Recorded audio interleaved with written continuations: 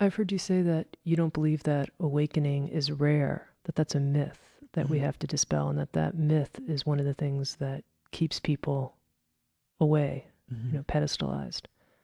You really don't think it's rare? No. I mean, can we talk numbers, Adya? Sure. I mean, we're talking about tens of thousands of humans who are alive and awake. I have no idea how many people. The only people that I know about are the people that I encounter. Okay, so let's talk those numbers. So I don't make projections. Right, let's talk those numbers, just even that you encounter. I hear from other people or other teachers that are dozens that you encounter? Many more. More than dozens? Hundreds. Hundreds that you've encountered? Yeah. Wow. Yeah. So to me, that's a fair number.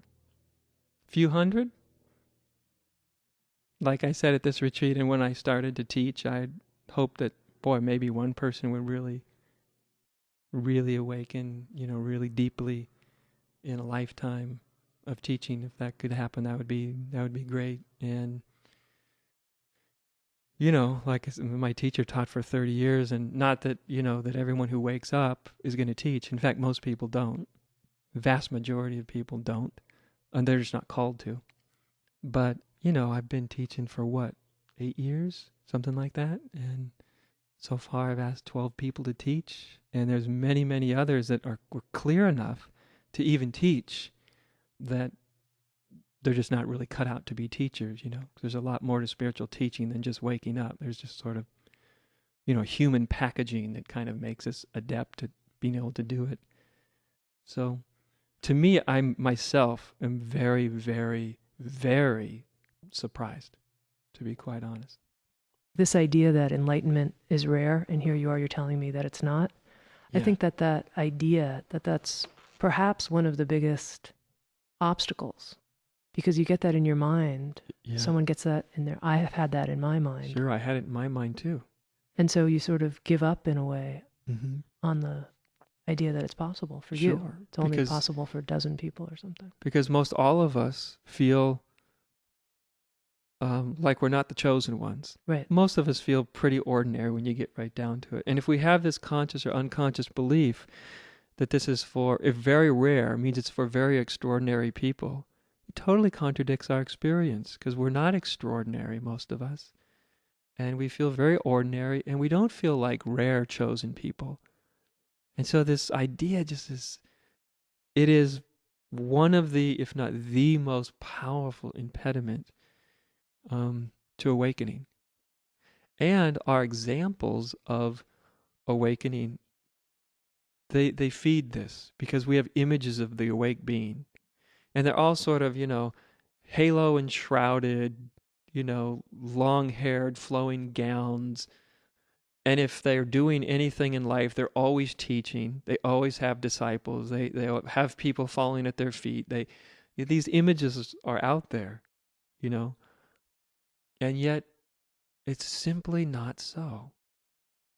It's just simply not so. It's very hard for our minds to get that, enlightenment, it can look like, your grandmother or the grocer. It doesn't need to look in any way extraordinary. Some enlightened beings are very charismatic. But you know what? Some unenlightened beings are very charismatic.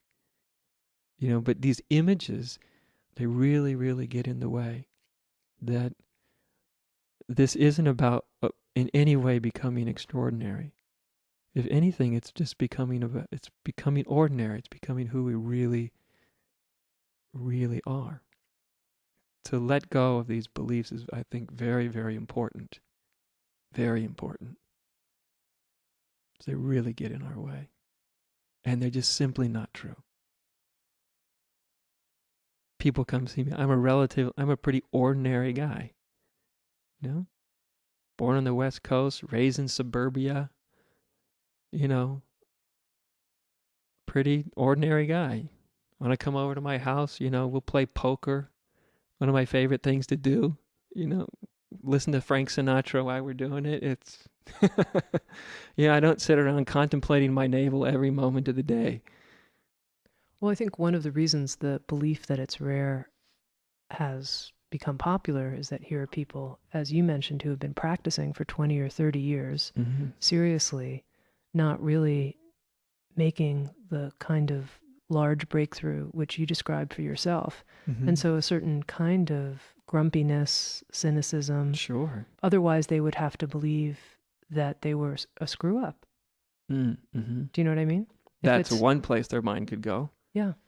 One place, or their mind could, well, or the path that they're following is useless, or Yeah, that's a much more threatening one. And of course, that's, I think, what contributed to my own awakening. Was I didn't blame it on the path, but I blamed it on my relationship with the path. It's not working. And a lot of people around me had a similar relationship to the path that I had. And that's why I encourage people to shake it up, shake it loose, let yourself question, open it up a little bit. Don't be afraid to question.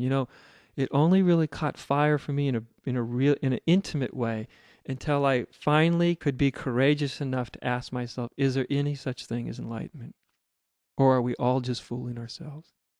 Maybe it's just a crock. And it took me what seemed like forever, but it was only about 5 years to get to that point, to actually get there. What you think you'd start out at that point, like what's true and is this true and da-da-da. But after 5 years did I realize I had been in many ways afraid to even ask that question. And this was hindering me in a big way because I couldn't look fresh with innocent eyes.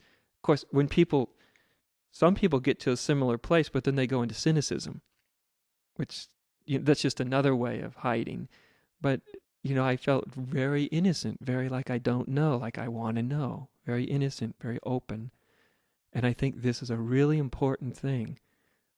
And to look at yourself and see what hasn't worked, what's not working, and have the courage to change, to move on if something's not working. These are very powerful things to look at, I think.